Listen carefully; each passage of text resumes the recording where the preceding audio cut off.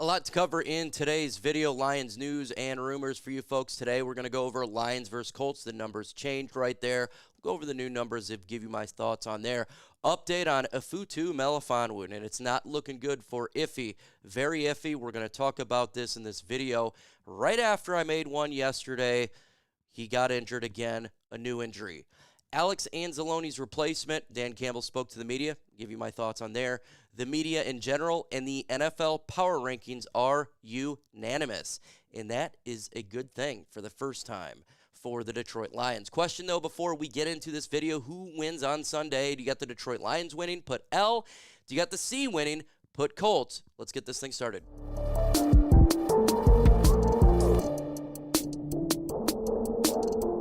The Detroit Lions are traveling to the Indianapolis Colts on Sunday, 1 p.m. game here, and the Lions are 9-1. Points per game offensively, the Detroit Lions are first in the NFL, racking up 33.6 points per game. They're going against a defense that's allowing 22.7 points per game. That's 19th in the NFL. The Detroit Lions defense are only allowing 17.7 points per game. That's 5th in the NFL, with a offense of the Indianapolis Colts that's putting up 21.5 points per game, 19th in the NFL.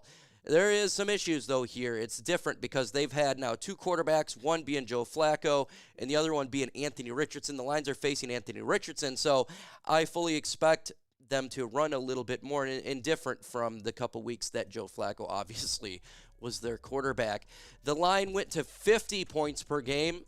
That's what they have on here for the total over and under. I would take the over here. I think that the Colts can put up some points, and obviously the Detroit Lions can. And it's a road game for Detroit, but we're talking just a couple hours drive from Detroit. And I fully expect Detroit Lions fans to pack up Colts Stadium. The Lions are still favored by 7.5 points, and when you look at all the stats and you look at everything, that makes sense because the Lions are a superior team. But let me know your thoughts in the comments right now. Who do you got winning the game? Put DET for Detroit. Put IND for the Colts. Let me know your thoughts in the comments right there. Usually I do when I talk about teams, I get into it, but I do got the Lions winning this game. I don't want to do a significant breakdown because I do think that the Detroit Lions are the better football team. So I'm going to go with 35-23 Lions win versus Colts. Let's talk about some big news here. Right after I made a video yesterday about Iffy slowly coming back, he actually got injured again after I made the video. Dan Campbell spoke, said he had something come up, and he's not. He won't be ready for a while. This is a different injury, so now it falls under a whole nother deal. It's like a reset, Campbell said. The Lions indeed activated Melifonwu from IR, then expected to place him back on IR later this week. Ifeatu Melifonwu, I love this guy. What he does on the field, what he did last year. He was playing at a high level. I was really hoping he can come back and help replace Alex Anzalone, him being gone, because he can do that. He is going back in IR. Now, the rumor is it's something to do with a finger or something like that. I don't really know what the injury is. That's just a rumor. But it very well could be done in Detroit. This could be it. Because if you look at the Lions DBs right now, they get rid of players that can't stay healthy. DeAndre Swift was gone, right? He had issues there. They get players that got to deal being banged up. They want the grit mentality. And Iffy has just been injured throughout his whole career. And when you got Brian Branch and you got Kirby Joseph back there at safety, it could spell doom for the end of Ifeatu Melifonwu in Detroit. Because the best ability is availability. This guy throughout his whole tenure as a Lion has been injured except for the last half of last year. It's a shame. It's a shame because I love what he can do on the field. He is a difference maker. He is. Hopefully, he can come back after injured reserve for this year to help for a playoff run. We need all hands on deck for the Lions trying to make that Super Bowl run. Because we have an injury to Alex Anzalone, and Dan Campbell spoke to the media how to replace his production. And this is what Dan Campbell says. He says, first of all, he's a guy, he's talking about Jack Campbell, who understands the game. he says, Campbell. He is a smart football player who studies. He works at it. He was the way he walked through it.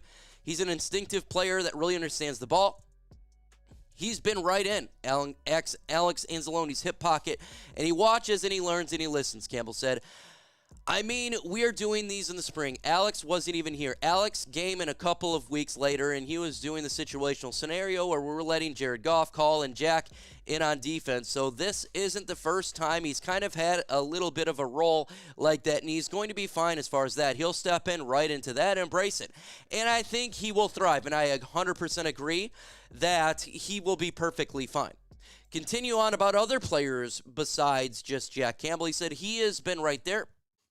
I know it's Jack and Rodrigo that's going to play a lot for us, he said, and it's a matter of by committee. So he's using 3 linebackers. We're going to use a DB. That's just hard to say right now. So the Lions can hold the fort down. They'll use a DB. They got plenty of players. We got linebackers to hold the fort down until Alex Anzalone comes back from 6 to 8 weeks. Jack Campbell can jump immediately into his role. He has proven it this year. He proved it last year. He will take that position over and be fine. Malcolm Rodriguez has been outstanding. He'll be on the field, and when they need another person, they'll supplement it. I think the Lions will be fine. Is it a downgrade? Yes. Alex Anzalone's awesome. In my opinion, he's playing at a Pro Bowl level. But the Lions have handled the likes of Aiden Hutchinson. They've handled Davenport. They've handled other injuries. They can do it in this case because they're just a special team with a special group of coaches that know how to get the best out of the players and coach up the players. Folks, let's get to 300 likes. Smash that like button. With your help, it easily can happen. Hit that like button. You know what we like talking about? That's power rankings. I love talking power rankings. Why is that? Because, in my opinion, I've been saying all year, Lions win the Super Bowl. Best team in football. Power rankings throughout the season go up, down. If your CBS Sports HQ goes way down. Today's a good day for my channel, for Lions fans, and an appreciation that he finally admitted he's wrong. That's Pete Prisco. Folks, power rankings right here. First. It's unanimous. The Detroit Lions are the best team in football via power rankings. The stomping that they did on Jacksonville, the Kansas City Chiefs losing, and the world recognizing that Jordan Love is not Aaron Rodgers, or Pete Prisco finally recognizing that he was wrong, placing us at 11 in week 2. I never forget it. Never forget it. Oh, he said the Lions are overrated. It's the Packers here. Really? Really, Pete Prisco? They got lucky by a missed field goal from the Chicago Bears, a blocked field goal. Chicago Bears almost beat them. Lions destroyed them. Lions are the better football team, folks. It's period. Point blank, the best team in football. If you face Kansas City right now, Lions will win. Now, there's a great game coming up. It's going to be the game of the year coming up in a couple weeks. It is a Super Bowl preview, potentially coming up in a couple weeks. Detroit Lions versus Buffalo Bills. That is going to be the biggest game of the year. I do think Buffalo is the second best team in football. And I think Lions are 1. If you're going to go to college, it's 1 versus 2. If you want to do like a college game. This is going to be the game of the year, and it's at Detroit. Lions win that game.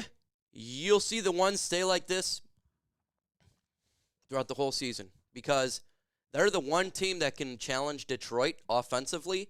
They can. I think defensively, Buffalo is not is good, but they got a good offense. Jared Allen's a hell of a quarterback. It's going to be a great game, folks. That one should be placed on Monday Night Football or Sunday Night Football. Right now it's at a 4:05 game. That game, Lions and Buffalo, should be prime time. And you'll see all these guys stick with this. Lions going to win on Sunday, in my opinion.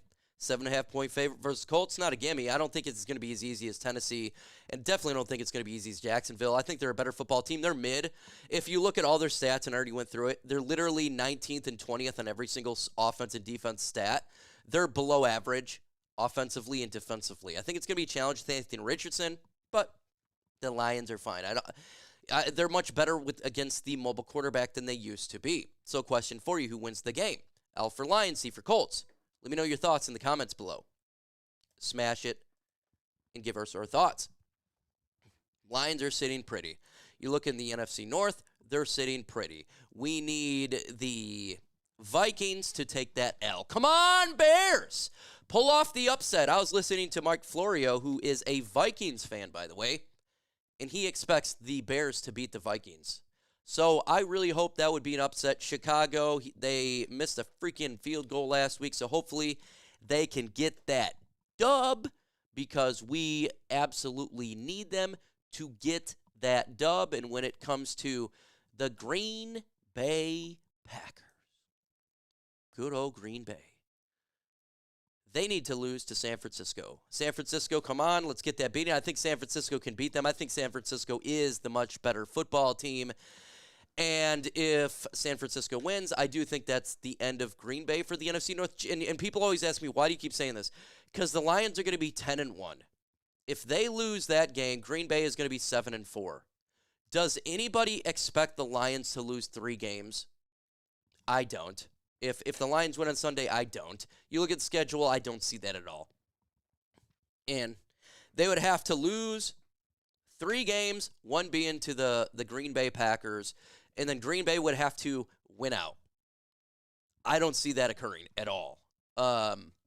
Minnesota Vikings, they're going to be challenged closer to the end. We need these guys to start losing some more. They got some challenging games ahead. Hopefully they can take a couple losses.